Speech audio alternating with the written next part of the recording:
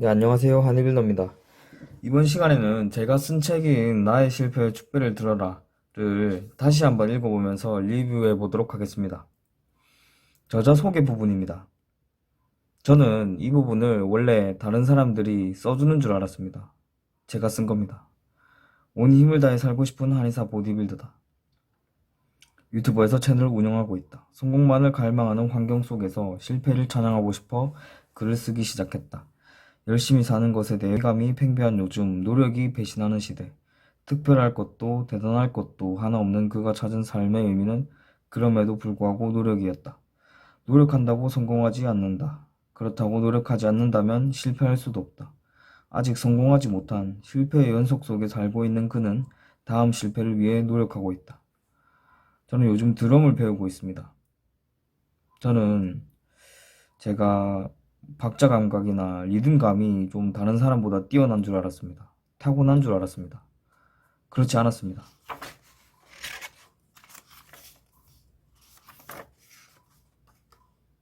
머릿말입니다. 세상에 어떤 것도 완전히 틀린 것은 아니며 정지된 시계조차도 하루 두 번 옳다. 제가 살아오면서 했던 일, 느꼈던 점, 생각하는 바에 대해 최대한 포장 없이 솔직하게 써내려 가려고 합니다. 그에 앞서 정지된 시계조차도 하루 두 번 옳다는 파울로 코엘류의 말을 빌리고 싶습니다. 실패로만 가득 차 있는 이야기이지만 실패한 삶을 살고 있는 것은 아니라는 것을 말하고 싶었습니다. 저는 제 기준에서 실패만 해왔습니다. 초등학생 시절 힘들게 준비했던 태권도 시합에 나가 1라운드 KO패를 당했고 태권도는 제가 6년 했습니다. 중학생 시절 한 번만이라도 성적으로 이겨보고 싶던 친구를 끝내 이기지 못했고 원하는 고등학교에 진학하지 못했고 가고 싶던 대학교에 진학 실패를 했고 재수 후 또 실패를 했고 첫 보디빌딩 시합에 나가 예선 탈락을 했습니다. 이런 저라도 완전히 틀린 것은 아닙니다. 저는 최소한 실패라도 했습니다. 도전을 해야 실패할 수 있습니다. 도전하지 않으면 실패조차 못합니다. 저는 제가 해낸 실패가 자랑스럽습니다. 무언가를 하기로 마음먹었고 그것을 위해 헌신했습니다. 원하는 만큼은 얻지 못했습니다. 그렇지만 무언가를 얻었습니다. 실패는 모든 것을 잃는 것이 아닙니다. 생각했던 것보다 꿈꾸었던 것보다 조금 적게 얻은 것입니다. 가만히 있으면 반이라도 간다. 아닙니다. 가만히 있으면 뒤처집니다. 도태됩니다. 모든 것은 앞으로 나아가고 있습니다. 넘어질지라도 앞으로 나아가던가, 넘어질까 두려워 가만히 있다 뒤처지던가. 이 책은 달리다가 넘어졌지만 뒤돌아보니 그전보다는 앞으로 와 있었던 제 경험들에 대한 이야기입니다.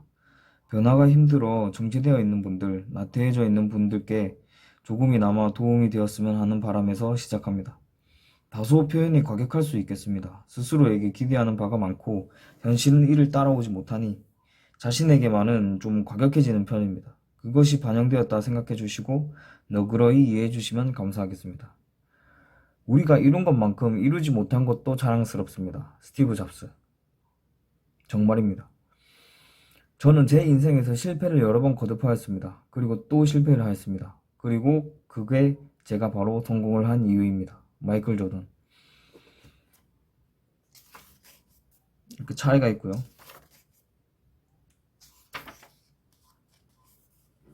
프롤로그입니다. 한 스님께서 이렇게 말씀하셨다고 합니다.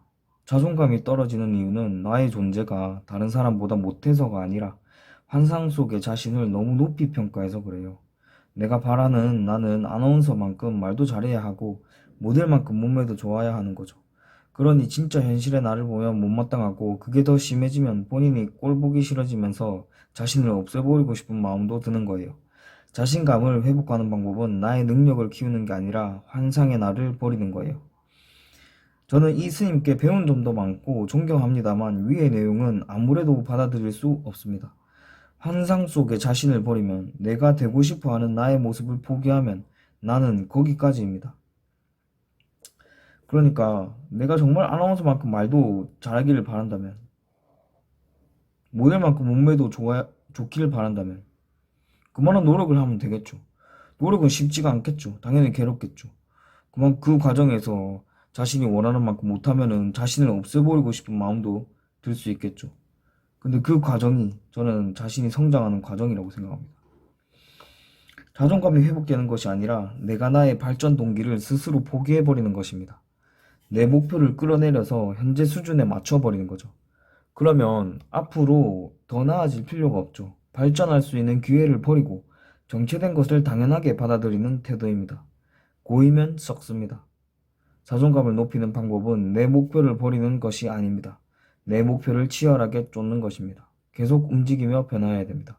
저는 왜 어째서 삶의 이유를 마음의 평안에서 찾으려 하는지 도통 모르겠습니다. 자존감은 내 목표를 포기할 때 얻어지는 것이 아닙니다. 현재에 안주할 때 얻어지는 것이 아니란 말입니다. 그 반대로 스스로의 발전과 고양의 치열한 과정 속에서 얻어지는 것입니다.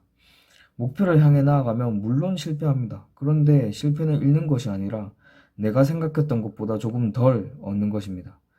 원하는 만큼은 아니더라도 이렇게 조금씩 얻어가야지만 스스로를 사랑하는 법을 배울 수 있습니다. 별로인 나를 있는 그대로 사랑하는 법을 배우려 하지 마시고 별로지만 노력하고 변화하려는 나를 사랑하는 법을 배우셔야 합니다. 그러니까 아까 아나운서만큼 말도 잘하고 싶고 모델만큼 몸매도 좋고 싶은데 그렇지 않은 그 모습 그대로를 사랑하는 법을 배우려 하지 마시고 아나운서만큼 말 잘하려고 노력하고 모델만큼 몸매도 좋으려고 노력하는 그런 나의 모자라지만 발전하려는 모습을 사랑하는 법을 배우셔야 합니다. 노력하고 변화하려는 나는 실패합니다. 그 실패가 뿌듯하고 기특할 때가 있습니다. 그 순간이 내 자존감이 높아지는 순간입니다. 실패에서부터 성공을 만들어내라. 좌절과 실패는 성공으로 가는 가장 확실한 디딤돌이다. 승리하면 조금 배울 수 있고 패배하면 모든 것을 배울 수 있다. 자, 이제 본문으로 들어갑니다. 영장. 나는 어떤 사람이 되고 싶은가? 나는 어떤 사람인가? 심리 테스트를 하며 좋아하는 동물을 고르라고 한 뒤 곰을 고른 당신은 점점점 한 사람입니다.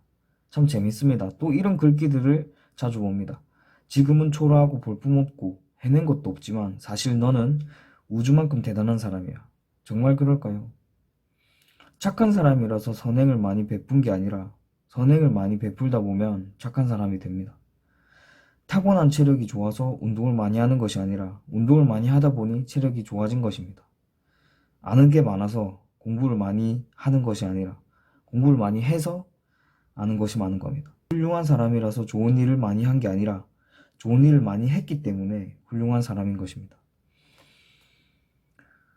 그러니까 내가 어떠어떠한 사람이기 때문에 실천을 하는 것이 아닙니다.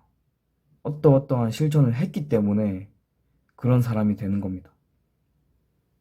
내가 게으르다 생각이 들면 나는 원래 태생이 게을러 라는 말로 스스로를 포기하지 말아야 합니다. 내가 게으르면 새벽에 일어나서 운동을 나가면 됩니다. 나는 원래 멍청하다. 그럼 공부를 하면 됩니다. 아무것도 하지 않고 나는 훌륭하다. 아름다운 존재다. 할 수 없습니다. 해서는 안 됩니다. 실천 없이 말만 해서는 안 된다는 겁니다.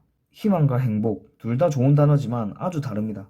저는 행복한 사람이기보다는 희망찬 사람이 되고 싶습니다. 희망은 고통과 인내 속에서 피어납니다.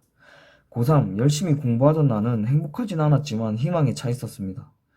국가고시 준비하던 시절 저는 행복하진 않았지만 희망에 차 있었고 보디빌딩 시합을 준비하던 나도 행복하진 않았지만 희망에 차 있었습니다.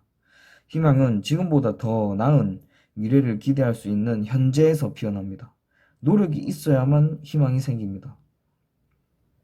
언제나 노력하는 삶 속에서 더 나은 미래를 그릴 수 있는 사람이었으면 좋겠습니다. 노력이 있어야만 희망이 생깁니다. 아무것도 하지 않고 노력도 하지 않는데 희망만 품는다. 그거는 가짜 희망입니다. 그럴 가능성이 없습니다. 행복도 좋습니다. 대학교에 붙었을 때 국가고시에 합격을 했을 때 대회에서 입상을 했을 때 그리던 그림이 완성이 됐을 때 월급을 받았을 때입니다. 행복한 순간은 미래가 떠오르지 않죠. 그 순간에 취해버리기 때문입니다. 행복의 순간에는 치열한 노력이 없습니다. 노력이 없으면 미래는 점점 불투명해집니다. 행복한 순간에 오래 취해 있으면 괜히 걱정이 스멀스멀 생겨나는 이유입니다. 저는 행복보다 희망을 더 좋아합니다. 누군가 당신은 무엇을 위해 살아가나요? 물었을 때 희망을 위해 살아갑니다. 라고 대답할 수도 있을 것 같습니다.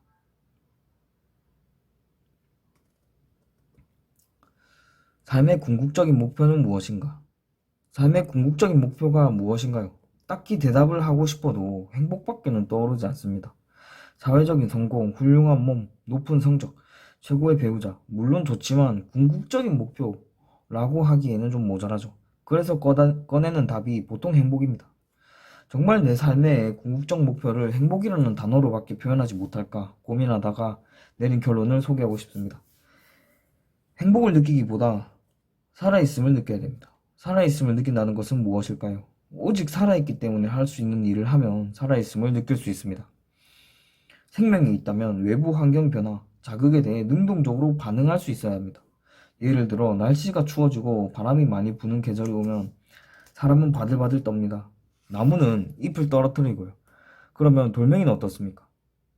돌멩이는 아무것도 안 합니다. 날씨가 더워지고 비가 많이 내리는 계절이 오면 사람은 땀을 흘립니다. 나무는 잎이 자라나게 하고 풍성해집니다. 그러면 돌멩이는 어떤가요? 아무것도 하지 않습니다. 물론 찬바람에 차가워지고 햇살에 뜨거워지고 그러기는 하겠죠. 그렇지만 그것은 돌멩이가 능동적으로 차가워지고 뜨거워진 것이 아니라는 거죠. 1차원적인 능동적 반응이긴 하지만 살아있기 때문에 할 수 있는 능동적인 반응은 다릅니다. 이런 겁니다. 나는 살아있다. 생명체다. 그렇다면 변화에 대해 능동적으로 반응하고 대처한다. 어찌됐든 환경에 대응하여 스스로 내가 변화한다. 사는 게 사는 것 같지 않을 때가 있습니다. 외부에서 오는 변화가 없고 그에 따라 능동적으로 새롭게 반응할 것도 없는 시기의 지속일 때입니다. 패턴이 되어버린 거죠.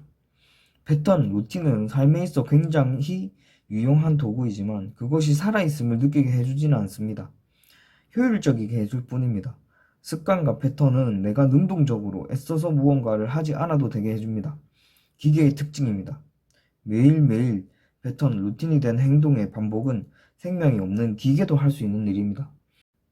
내 삶의 의미가 기계의 의미와 다를 게 없어서야 되겠습니까? 기계처럼 사니까 사는 게 사는 것 같지 않다고 느끼는 것입니다. 기계는 살아있지 않으니까 그렇게 느끼는 것이 당연합니다. 이때는 내가 살아있기 때문에 할 수 있는 것을 해야만 합니다. 능동적인 변화를 일으켜야 합니다. 능동성을 인지하며 행동해야 합니다. 변화하지 않으면 변화는 일어나지 않습니다.